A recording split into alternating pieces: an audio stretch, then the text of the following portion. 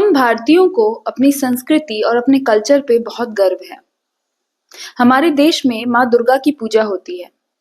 दिवाली पे माँ लक्ष्मी की पूजा होती है। बुद्धि विद्या के लिए माँ सरस्वती की पूजा होती है। यानी कि देवी के अलग अलग रूपों को पूजा जाता है। हम भारत माता की जय बोलते हैं। जिस देश में देवी को इतना सम्मान दिया जाता है, इतनी श्रद्धा रखते हैं, इतना पूजा जाता है, उसी देश में महिलाओं को हम हवस की नजर से देखते हैं। ना ही महिलाओं का हम सम्मान करते हैं और ना ही महिला को हम बराबरी का दर्जा दे पा रहे हैं। हमारे देश में रेप कल्चर बढ़ता ही जा रहा है और साथ ही साथ अश्लीलता भी हमारे कल्चर का एक इम्पोर्टेंट हिस्सा बनता जा रहा है। ये किस दिशा में जा रहा है हमारा देश? महिलाओं के साथ हो रहे अपराध के मामले, दुष्कर्म के मामले तो रुकने का नाम ही नहीं ले पा रहे हैं।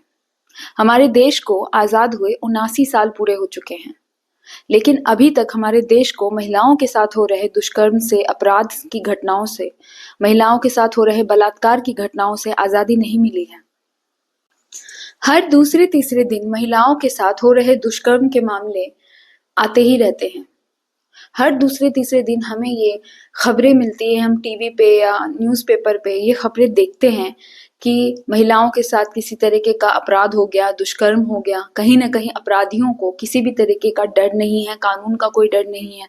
हर दूसरे तीसरे दिन ऐसा होता है कि कानून की धज्जियां उड़ाई जाती है, औरत को अपमानित किया जाता है, उसकी हत्या की जाती है, उसके साथ घरेलू हिंसा की जा रही है, उसका यौन शोषण किया जा रहा है। ऐसी खबरें अब बिल्कुल आम हो गई हैं। ये हम भारतीयों के लिए बहुत शर्म की बात है कि हम एक तरफ बेटी बचाओ और बेटी पढ़ाओ का नारा दे रहे हैं और दूसरी तरफ हमारी बेटियां पढ़ लिख के भी बच नहीं पा रही हैं। हर साल महिलाओं के साथ हो रहे दुष्कर्म के मामलों में लगातार बढ़ोतरी हो रही है। ये मामले बढ़ते ही जा रहे हैं। अभी कुछ दिन पहले ही हरियाणा की 19 वर्षीय महिला शिक्षिका थी जिनका नाम मनीषा था, उनके साथ गैंगरेप की घटना घटी है। यूपी में एक मूक बधिर महिला के साथ बलात्कार की घटना घट गई। उड़ीसा में हमने देखा है कि बीएड की स्टूडेंट जिसने सुसाइड कर लिया, उसका पिछले 6 महीनों से यौन शोषण हो रहा था, सिस्टम से हार कर उसने आत्महत्या कर ली।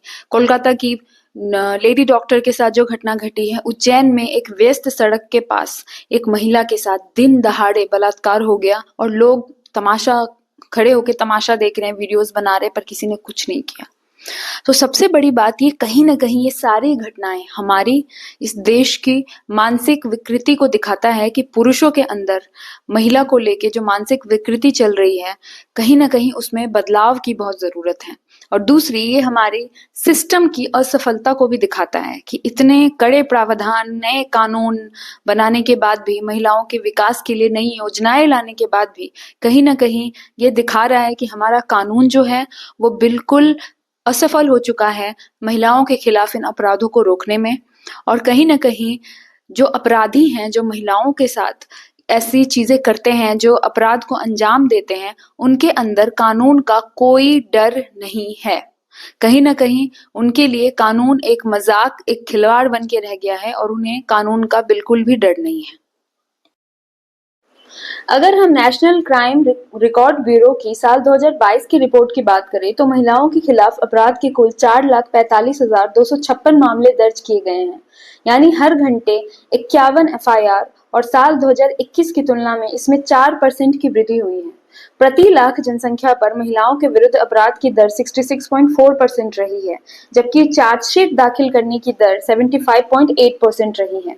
महिलाओं के खिलाफ कुल 4,45,256 अपराध के मामलों में पति या रिश्तेदारों द्वारा क्रूरता के लगभग 1,40,000 मामले, महिलाओं के अपहरण एवं अगवा के लगभग 85,500 मामले, महिलाओं के मर्यादा भंग करने के इरादे से हमले के 83,262 मामले, बलात्कार के लगभग 32,000 मामले, दहेज प्रताड़ना के 13,480 मामले और दहेज के लिए हत्या के लगभग 6,450 मामले दर्ज हुए हैं।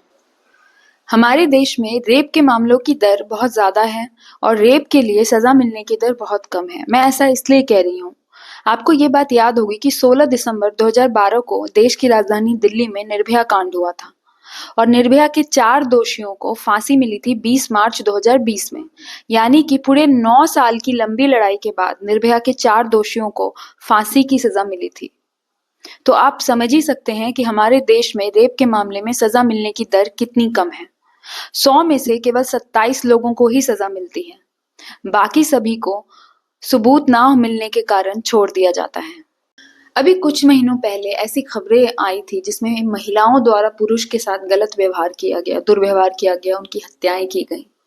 जब किसी महिला द्वारा पुरुष के साथ कोई गलत व्यवहार किया जाता है तो चारों तरफ माहौल गर्म हो जाता है, चर्चा का विषय बन जाता है, बहस होने लगती है।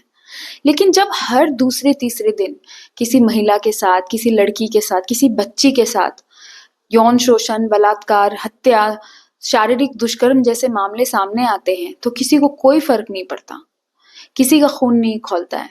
बस लोग बहस करते हैं और मुद्दा खत्म हो जाता है।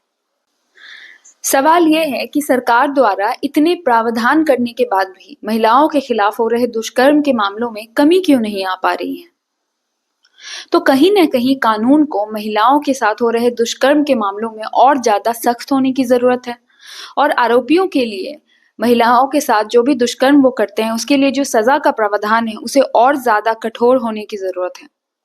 साथ ही साथ समाज के लोगों को महिलाओं के लिए अपनी जो मानसिकता है उसको बदलने की बहुत ज्यादा जरूरत है। शिक्षा का उद्देश्य सिर्फ नौकरी करना, जॉब करना नहीं होना चाहिए, बल्कि एक अच्छा इंसान बनना भी बहुत जरूरी है। एक ऐसा इंसान जो महिला का सम्मान करता हो, उसे ये पता हो कि किस महिला को किस नजर से देखना है और उसके साथ कैसा व्यवहार करना है।